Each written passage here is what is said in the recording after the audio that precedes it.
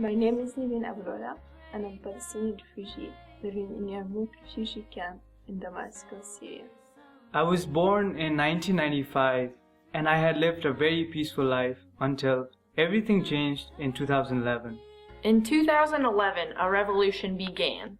It called for the stepping down of the current regime. At first, this revolution was peaceful, Until the regime responded with violent force. After that violent reaction of the regime, a civil war broke out. Up until one morning at my school. War was a concept that played a very small role in my life. It was that morning that everything changed. It was that morning that war became something tangible.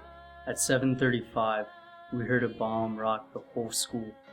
It was as if an earthquake had hit the city.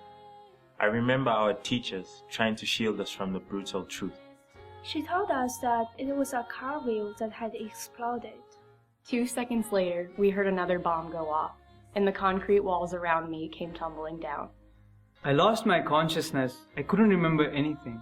A few days later, I heard that 700 people died in that explosion. 700 people. I cannot even say all their names. They have been reduced to a mere statistic.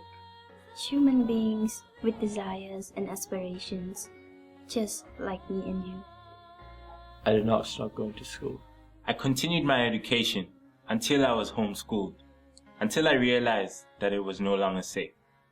I stopped going to school not because I was scared of the bombs, but simply because there was no way out of the house after that day.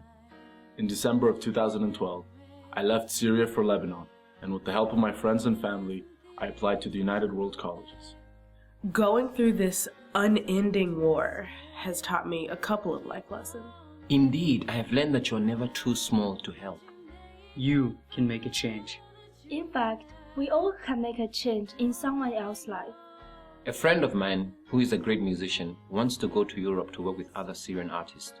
He wants to show that there is more to Syria than the bombs, blood, tear gases, and tears portrayed.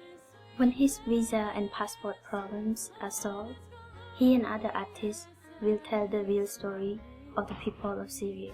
They will sing. They will paint. They will write about the smiles, the dances, and love that even the strongest of weapons cannot erase.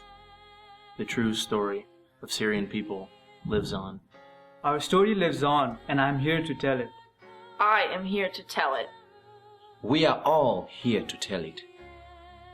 This is not a fictional story. This is my story, and I'm a citizen of your world.